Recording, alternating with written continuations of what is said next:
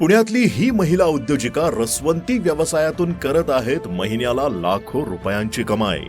घरकाम करत असताना रिकाम्या वेळेत त्यांना काहीतरी व्यवसाय करायचा होता, पण व्यवसाय काय करायचा हा विचार करत असताना जास्त नफा देणारा रसवंतीचा व्यवसाय त्यांना चांगला वाटला आणि त्यांनी रसवंती टाकायचं ठरवलं। परंतु रसवंती मशीन चालवायचा अनुभव नसल्यामुळे त्याला पर्याय शोधू लागल्या। त्यावेळी त्यांना आधुनिक, सुरक्षित आणि एक महिला देखील आरामात चालू शकेल अशी गारवा मशीन बद्दल माहिती मिळाली। सर्वात आधी त्यांनी गारवा मशीनच्या कंपनीतून संपूर्णपणे ऑटोमॅटिक चालणारी आणि एक महिला देखील आरामात चालवू शकेल अशी मशीन विकत आणली आणि 4 वर्षांपूर्वी पुण्यातील तळवडे येथे गारवा रसवंती गृह नावानं व्यवसाय चालू केला।